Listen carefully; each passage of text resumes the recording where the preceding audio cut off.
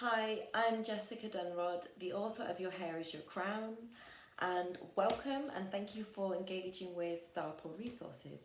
This is just a quick clip to learn a bit more about me, my books, and the strategies behind how I wrote the title. So if you've read the book already, you would have learned that I was born and raised in Wales, as was my mum, and my father was born in St Kitts and Nevis, and I am very proud of my Caribbean heritage.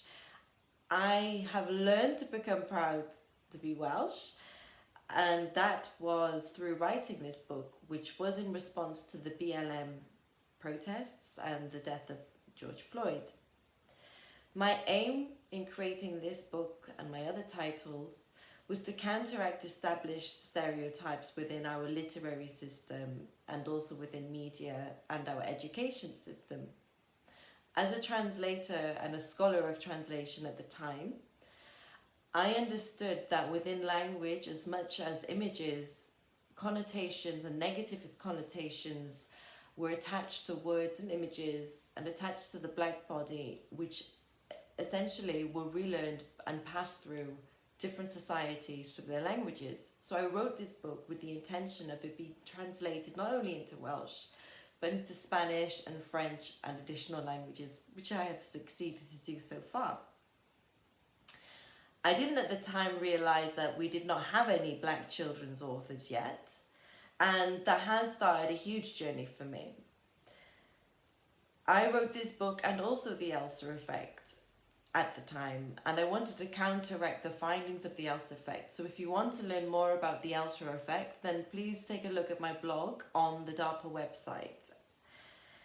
So the established negative stereotypes that I wanted to counteract were the negative connotations in language and image placed upon the black and racialized community. And in order to do so, I needed to represent them in a positive and re-establish these negative connotations. I did this by not only presenting my protagonist with beautiful dark skin, but these positive affirmations about her skin tone and hair texture were repeated throughout the title. My protagonist Hope, which is based upon my own identity, appears with a darker skin tone because I'm mindful also of colorism and the need to unlearn that as much of the negative connotation based on all black and racialized people. Within the words, I tried to counteract these negative stereotypes and connotations with one of our characters, Aphrodite the mermaid, who is absolutely beautiful and mesmerizing. She appears with beautiful thick brown hair, afro hair, and beautiful dark skin also. She teaches Hope that she has to be proud of her hair and her natural features in order to see the beautiful colours of Wales. But within her name, Aphrodite, I intentionally misspelt her name within, and this is present in all the language versions, including Welsh.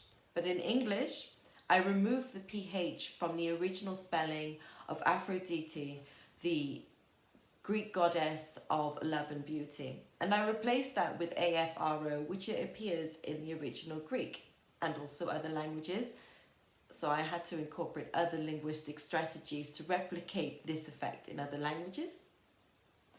I did so in order to break from the negative stereotypes placed on black people and our inferiority within the promotion of European beauty standards, and place a connection between black beauty and the Greek goddess of love and beauty.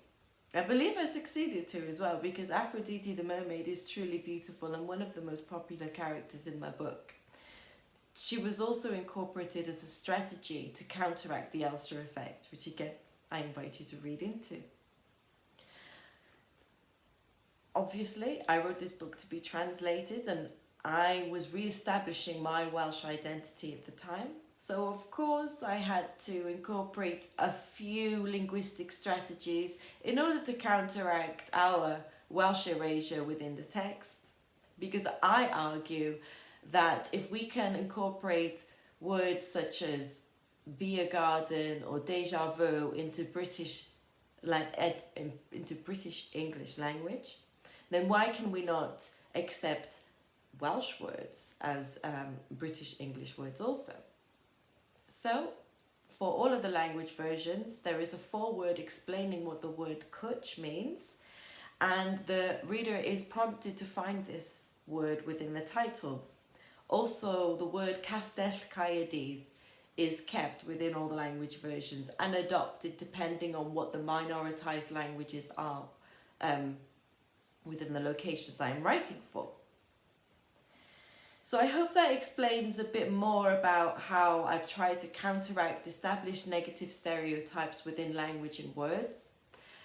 And I hope that this has given you an idea of how you all also can look into black erasure or any erasure and the connotations that are also established in the words. Because sometimes it's not just what you say, it's the connotations that are carried with these words. So the usual favourite thrown at me, angry black woman, aggressive black woman.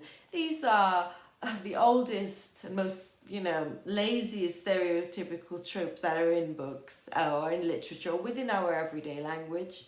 And our children are mindful of that, which is why there are quite a few subtle subliminal reminders that children that look like me or come from Wales like me or the Caribbean are valued. And this is simply by being present in our books.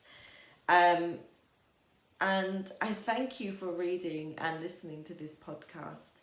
If you have any more questions on my books or where to find them, then you are welcome to reach out to the DARPL team. I am also delighted that on St. Kitts and Nevis Day, Independence Day recently, Mudiaeth Maithrin republished the Welsh versions of this title and Outstanding, so you can reach out to them on their online store to purchase the Welsh versions of Your Hair Is Your Crown and Outstanding. Thank you and take care.